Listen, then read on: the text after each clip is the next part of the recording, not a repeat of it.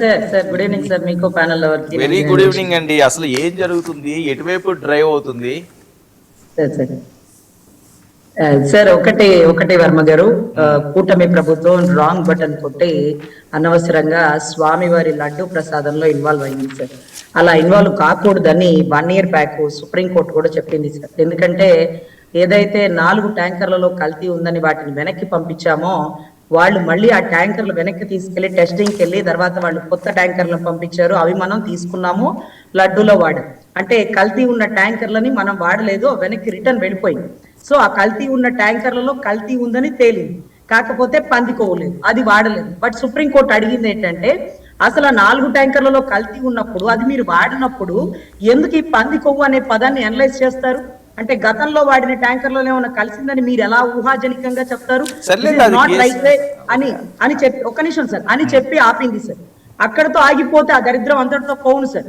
ఇప్పుడు సిట్ కాదు అంటూ వైవి సుబ్బారెడ్డి గారు సిబిఐని అప్రోచ్ అయ్యారు. సిబిఐ ఒక రిపోర్ట్ ఇచ్చింది సార్.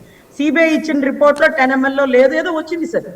10 ml లేదని వచ్చింది. చంద్రబాబు గారు అన్నారు, మీకు ఎవరన్నా చెవిలో చెప్పారా దాంట్లో పంది కొవ్వు లేదని? మేము అడుగుతున్నాం, మీకు ఎవరైనా మైక్ లో చెప్పారా దాంట్లో పంది కొవ్వు ఉందని అంటూ వాళ్ళు ప్రశ్నిస్తున్నారు సార్. ఇక్కడ హిందువుల మనోభావాలతో, హిందువుల ఓటింగ్ తో రాజకీయ నాయకులు ఆడుకోకూడదని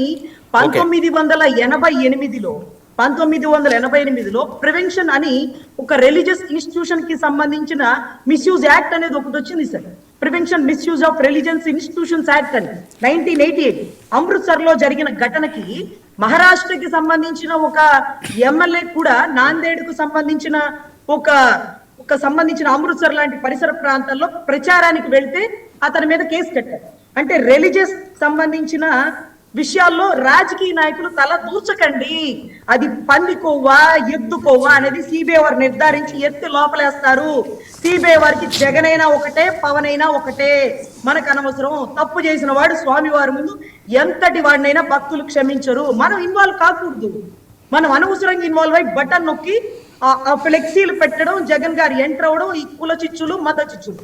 ఫర్ సపోజ్ మీరు ఇందాక అంటున్నారు కాపు నాయకుడు అంబటి రాంబాబు అని. కాపులకి ఏం చేసినారని అంబటి రాంబాబు గారి నాయకుడు అవుతారు? ఆయన కాపు కులస్తుడు అంతే.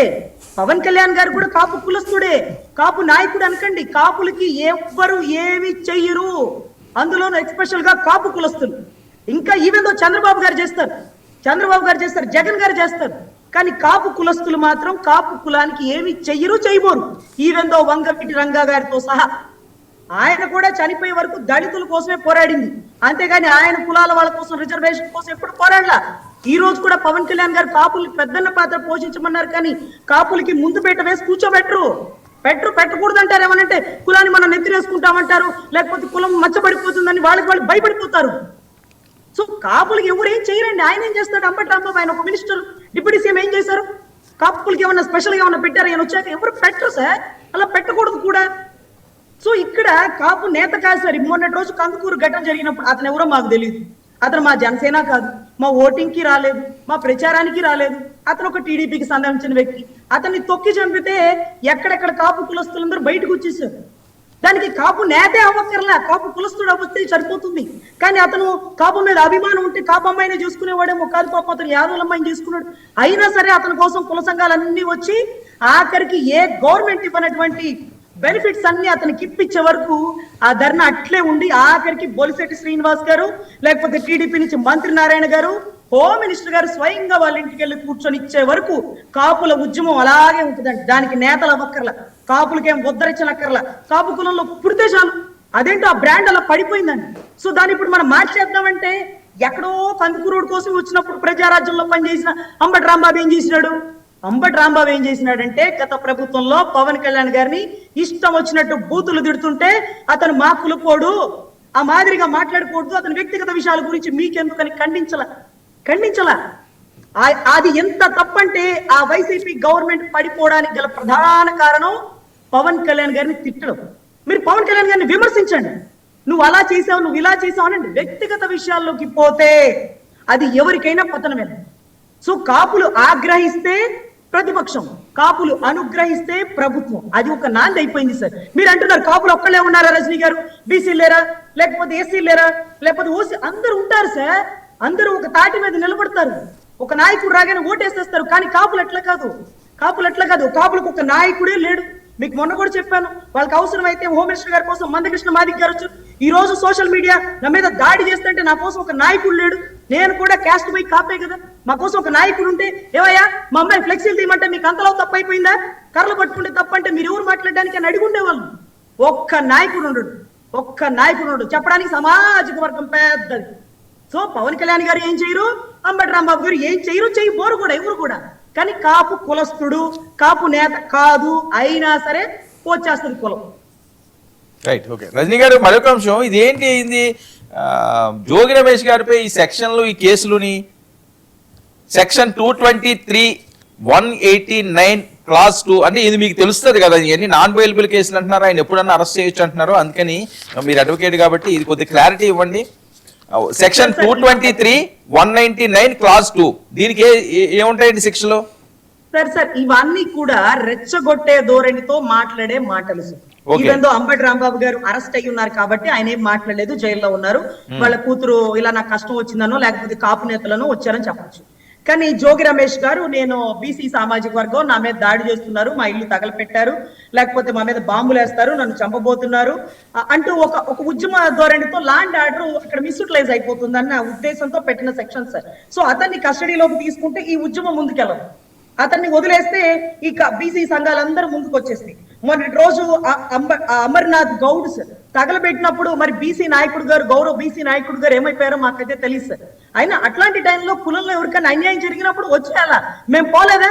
కందుకూరు ఘటన జరిగినప్పుడు మా వాళ్ళందరూ పొలవమని పోలేదా? అలాగే అమర్నాథ్ గౌడ్ని తగలపెట్టినప్పుడు నీ ప్రభుత్వం అయినా సరే నువ్వు రావాలా? ఇంకెక్కడ నీతి, ఎక్కడ నిజాయితీ, ఎక్కడ ప్రజాస్వామ్యం, ఎక్కడ కులం? అరే కమ్యూనిటీ వాళ్ళని, భార్యల్ని, పసిబిడ్డల్ని బూతులు తిడుతున్నారే పవన్ కళ్యాణ్ గారిని. అరే రే నా కూతురు పెళ్లికి వచ్చినాడు, వాళ్ళన్నతో నేను పని చేసినాను, ఆ మాదిరి వద్దు, ఎదురుంటే తప్పనండి, మీరు మోసాలు చేస్తారు, కాపుల్ని వాడుకుని వదిలేస్తారు, ఇట్లాంటి మాటలు మాట్లాడండి. వ్యక్తిగత విషయాలకి పోకూడదు అనే ఇంకిత జ్ఞానం లేకుండా ఆ ప్రభుత్వం వారంతటి వారే పడిపోయింది సార్. ఈసారన్నా తెలుసుకుంటారేమో, నాకైతే తెలియదు. కానీ ఎనీవే, వ్యక్తిగత విషయాల్లో పొద్దు, పద్ధతి అంటే పద్ధతి. రాజకీయ నాయకులు కూడా లడ్డు వివాదాన్ని ఇక్కడతో ఫుల్ స్టాప్ పెడితే బాగుంటుంది. ఇది సిట్టు, సిబిఐ వారు జీతాలు తీసుకొని పనిచేస్తారు. మనం రాజకీయ నాయకులం, ప్రజాపాలకులం, ప్రజల్ని పరిపాలించండి, వాళ్ళ పని కూడా మేమే చేసేస్తామంటే ఈ రోజు చెప్తున్నారు వర్మ గారు హార్పిక్ వాడేసినారంట. హార్పిక్ వాళ్ళేదయ్యా స్వామి, హార్పిక్ సంబంధించినటువంటి కెమికల్ అరిస్టోస్టాటిల్ అనే ఒక కెమికల్స్ కంపెనీ నుంచి వాళ్ళు లాక్టిక్ యాసిడ్ లేకపోతే ఇంకోటో కొనుగోలు చేసినారు. అక్కడ ఆ ఏఆర్ కి సంబంధించిన డైరీలో బాత్రూమ్లు కడుక్కోవడానికి కొనుక్కున్నారేమో. మనకెందుకు? చార్జ్ షీట్ లో ఒక్క లైన్ లో వాడినారు వర్మ గారు, అవి కొనుగోలు చేసినారని. వాడినారని లేదు, తెప్పండి చార్జ్ షీట్. వాడినారని లేదు, కొనుగోలు చేసినారు. కొనుగోలు చేస్తారని కలిపేశారా? మా ఇంట్లో కూడా హార్పిక్ ఉంది, బాత్రూమ్ లో వేస్తా, తాలింపుల్లో వేయను. అరే తెలిసి తెలియకుండా మాట్లాడకండి అయ్యా. సుప్రీంకోర్టు వాళ్ళు తిడుతున్నారన్నా సరే రాజకీయానికి. ఇప్పుడు శ్రీశైలంలో లడ్డూలు కూడా కల్తీ అంట. అరే మన ప్రభుత్వం వచ్చాక కల్తీ జరిగిందంటే ఎక్కడో వైవి సుబ్బారెడ్డి గారిని అరెస్ట్ చేయమంటే ఎందుకు అనిల్ సింఘాల్ గారిని అరెస్ట్ చేశారు? 2024లో జరిగితే ఎప్పుడో వాళ్ళని తెమ్మంటారా? వాళ్ళ టైంలో జరిగితే ఆ లడ్డు తీసుకురండి, దాన్ని టెస్ట్ చేద్దాం, అప్పుడు తప్పుంటే వాళ్ళని కూడా అరెస్ట్ చేద్దాం. సో పద్ధతి అంటే పద్ధతే సార్. రూల్స్ ని ఖచ్చితంగా రాజకీయ నాయకులు పాటించాల్సిందే. దీంట్లో కులాలు తీసుకురాకండి. కాపులు పెద్దన్న పాత్రలు పోషించినా కాపులకి ఒరిగేదేమీ లేదు సార్.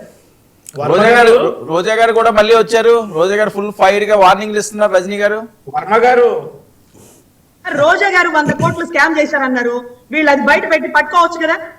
రోజా గారు చక్కగా తిరిగేసి ఆవిడ ఇష్టం వచ్చినట్టు మాట్లాడుతున్నారు. అప్పుడు మాతో 100 కోట్లు స్కామ్ చేశారు, క్రీడా రంగంలో స్కామ్ చేశారు అన్నారు. అది బయటకు తెస్తే బాగుండు. ఆమెను కూడా అరెస్ట్ చేసి పడేస్తారు. అవి గారు పుట్టి మాటలు, ఆవిడ 100 మాటలు మాట్లాడుతుంది. మనకెందుకు? ప్రజాస్వామ్యంలో రైట్